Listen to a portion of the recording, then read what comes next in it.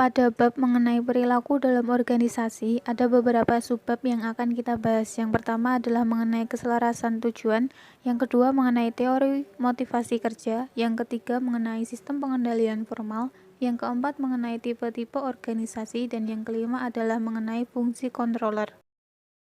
Subbab pertama yang akan kita bahas adalah mengenai keselarasan tujuan. Tujuan pokok sistem pengendalian manajemen adalah menjamin sebisa mungkin adanya keselarasan tujuan dari masing-masing anggota ke arah tercapainya tujuan perusahaan. Keselarasan tujuan dalam suatu proses berarti tindakan-tindakan yang mengarahkan setiap anggota untuk menyelaraskan tujuan pribadinya masing-masing sesuai dengan kepentingan perusahaan. Keselarasan tujuan dipengaruhi oleh beberapa faktor yang biasa disebut dengan faktor informal dan formal. Faktor informal bisa berbentuk aspek eksternal dan bisa juga berbentuk aspek internal. Aspek eksternal adalah norma-norma yang tumbuh dan berkembang pada kehidupan masyarakat, di mana perusahaan merupakan bagian dari masyarakat itu sendiri. Hal ini biasa disebut dengan etos kerja. Contohnya adalah orang Jepang terkenal dengan keuletan dan kerja kerasnya. Yang kedua adalah aspek internal. Aspek internal yang mempengaruhi keberhasilan pengendalian manajemen adalah yang pertama adalah budaya, yang kedua adalah gaya manajemen, yang ketiga adalah organisasi informal, yang keempat adalah persepsi dan komunikasi, dan yang terakhir adalah kerjasama dan konflik. Teori motivasi kerja. Motivasi adalah keadaan dalam diri seseorang yang mendorong keinginan individu untuk melakukan kegiatan-kegiatan tertentu guna mencapai tujuan organisasi. Ada beberapa teori motivasi yang dikenal dan diterapkan dalam suatu organisasi. Beberapa teori tersebut adalah teori hierarki kebutuhan Maslow, teori dua faktor Herzberg, dan teori pengharapan Virum. Yang pertama adalah teori hierarki kebutuhan Maslow. Teori ini telah dikemukakan sejak tahun 1943. Menurut teori ini, kebutuhan utama manusia berada pada tingkat pertama, yaitu kebutuhan fisiologis. Kebutuhan fisiologis merupakan kebutuhan dasar yang harus dipenuhi oleh manusia, seperti rasa lapar, haus, perumahan, tidur, dan lain sebagainya.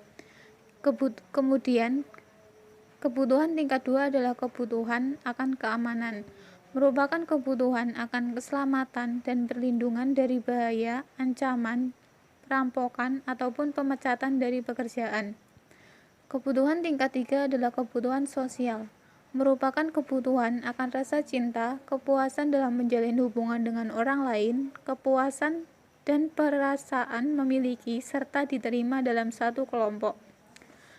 Kebutuhan tingkat keempat adalah kebutuhan penghargaan, merupakan kebutuhan akan status dan kedudukan, kehormatan diri, dan juga reputasi.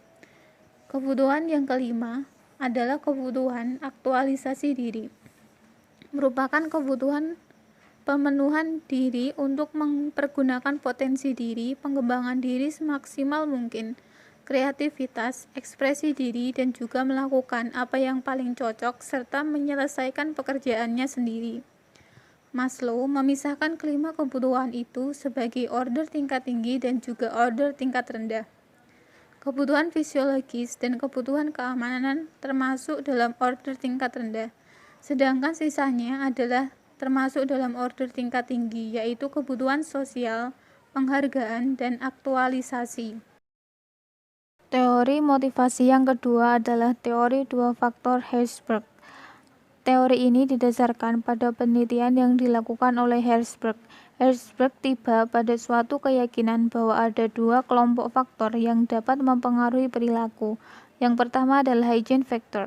Faktor ini berkaitan dengan konteks kerja dan arti lingkungan kerja bagi individu. Faktor-faktor higienis yang dimaksud adalah kondisi kerja, dasar pembayaran atau gaji, kebijakan organisasi, hubungan antar personal, dan juga kualitas pengawasan.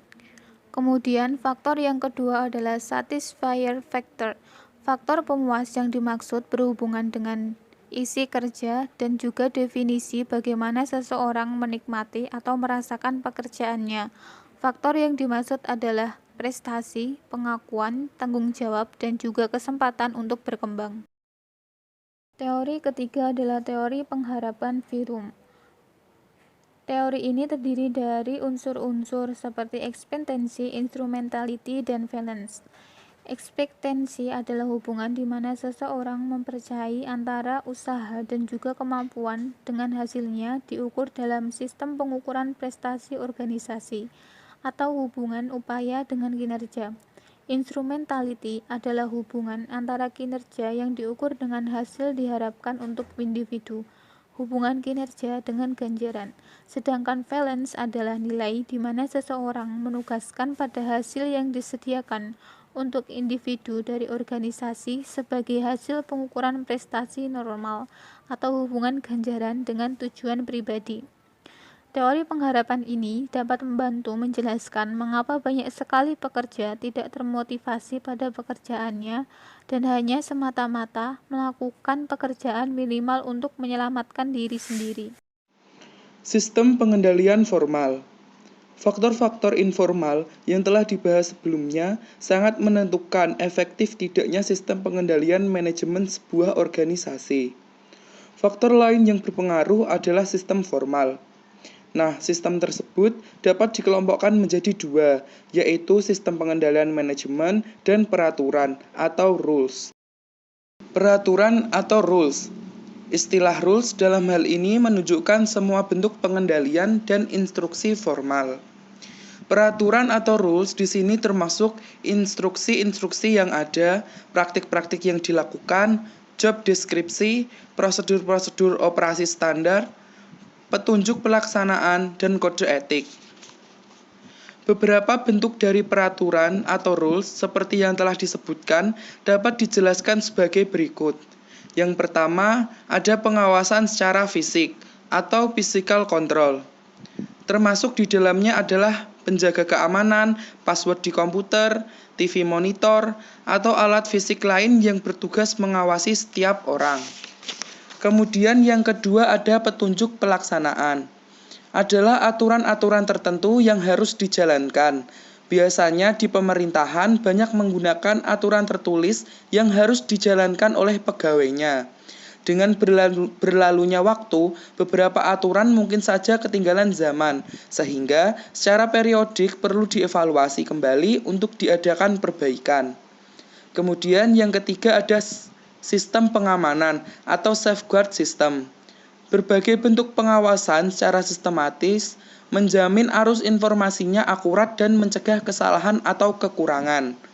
Termasuk di dalamnya cross-check terhadap bukti transaksi setelah tanda tangan dan bukti lainnya. Juga termasuk pengecekan sistem yang dibuat oleh internal auditor ataupun eksternal auditor. Kemudian yang terakhir ada sistem pengendalian tugas atau task control system. Sebagaimana telah dibahas pada bab sebelumnya, bahwa pengendalian tugas adalah proses yang menjamin bahwa tugas-tugas spesifik dapat dilaksanakan secara efektif dan efisien.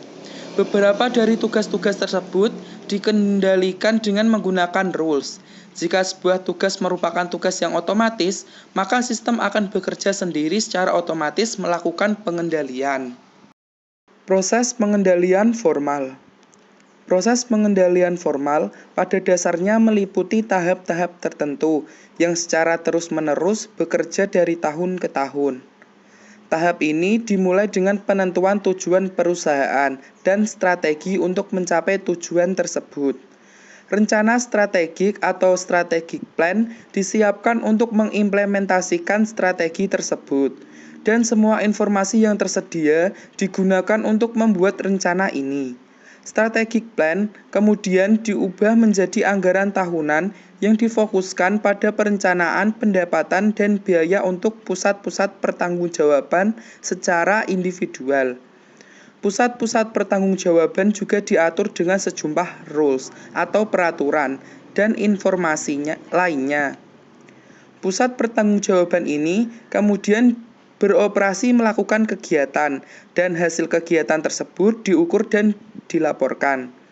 Hasil sesungguhnya kemudian dibandingkan dengan rencana untuk menentukan keberhasilan pusat pertanggungjawaban ini dalam melakukan tugasnya.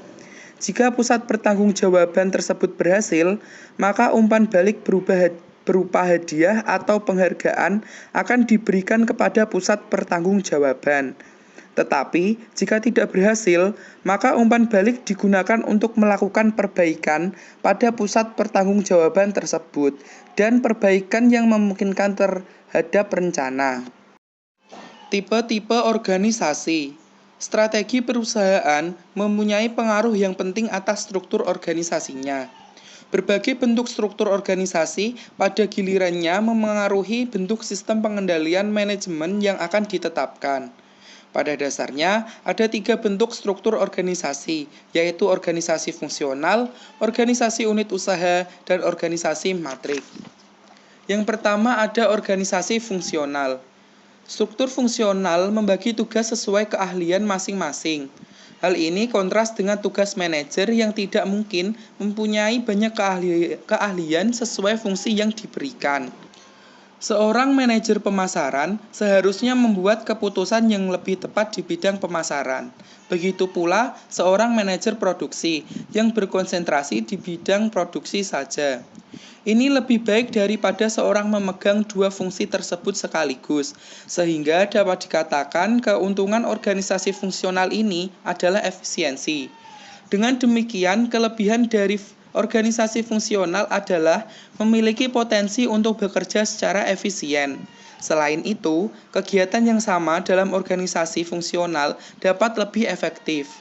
Namun, kelemahan tipe ini adalah tidak ada cara yang tepat untuk menentukan tingkat keefektifan pemisahan fungsi tersebut, karena masing-masing fungsi secara bersama memberi kontribusi terhadap output perusahaan.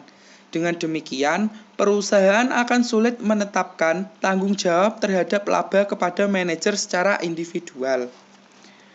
Kelemahan lainnya adalah tidak ada cara yang tepat untuk perencanaan kerja dari masing-masing fungsi yang terpisah pada level bawah dari suatu organisasi.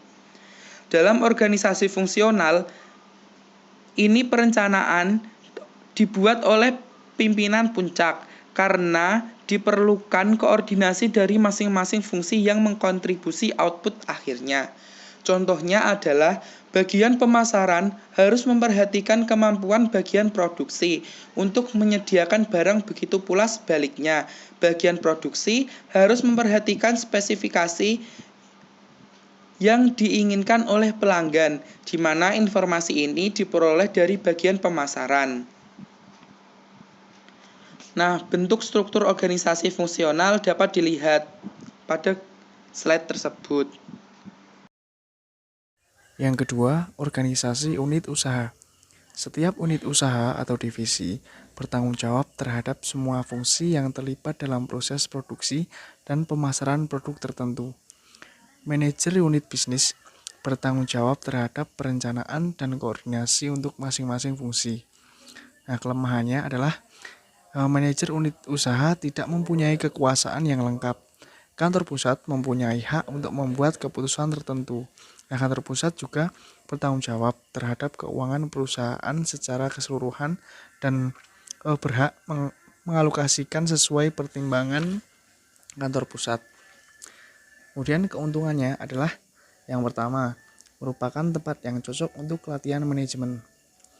Nah, keuntungan yang lain, divisi lebih memahami pasar daripada kantor pusat dan bisa bereaksi lebih cepat apabila ada ancaman ataupun kesempatan. Nah, sehingga tanggung jawab untuk menghasilkan laba dapat diletakkan pada satu orang manajer atau direktur yang diberi tanggung jawab. Selanjutnya yang ketiga, organisasi matriks. Nah, dalam organisasi ini, manajer suatu proyek selain bertanggung jawab terhadap keberhasilan proyeknya, juga bertanggung jawab terhadap unit-unit fungsional. Nah, teman-teman bisa dilihat gambar bentuk organisasi matriks di buku halaman 63. Nah, dari gambar tersebut dapat diketahui bahwa seorang manajer proyek, katakanlah proyek X, selain bertanggung jawab terhadap keberhasilan proyeknya kepada manajer proyek X, juga bertanggung jawab kepada manajer fungsi A. Nah, dalam organisasi ini, pengendalian akan sulit ketika tingkat keberhasilan suatu proyek atau program merupakan tanggung jawab dari beberapa manajer. Kemudian, implikasi atas desain sistem. Implikasi untuk membentuk sistem pengendalian manajemen tidak terbatas hanya soal kriteria saja. Jika hal tersebut merupakan satu-satunya pertimbangan, maka bentuk divisi atau unit usaha bisa saja dipilih.